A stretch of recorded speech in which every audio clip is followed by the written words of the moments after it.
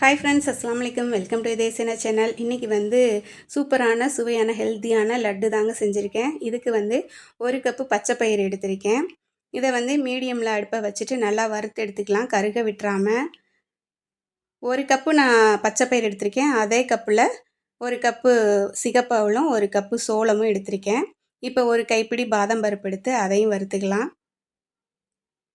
சிகப்பு அவலுக்கு பதிலாக வெள்ளை அவல் இருந்தால் கூட சேர்த்துக்கலாம். இந்த லட்டு பார்த்திங்கன்னா சாப்பிட்றதுக்கு ரொம்ப சாஃப்டாக இருக்கும், ரொம்ப டேஸ்ட்டாக இருக்கும்.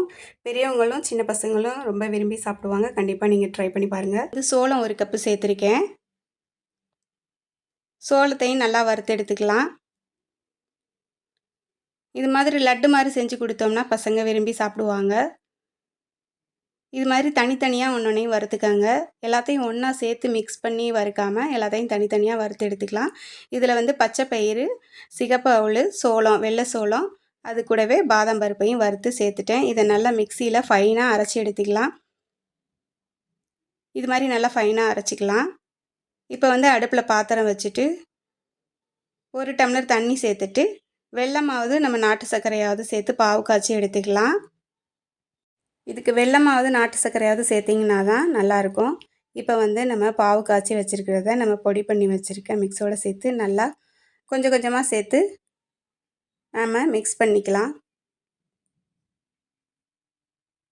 இது கூட 3 ஸ்பூன் நெய் சேர்த்துட்டு நல்லா மிக்ஸ் பண்ணி உருண்டையாக பிடிச்சி வச்சிட்டோன்னா சூப்பரான லட்டு உருண்டை ரெடி ஆயிடுச்சிங்க. ரொம்ப ரொம்ப ஹெல்த்தியானது. எலும்பு நரம்புங்களுக்கெல்லாம் ரொம்ப இது வந்து ஸ்ட்ரென்த்து கொடுக்கும்.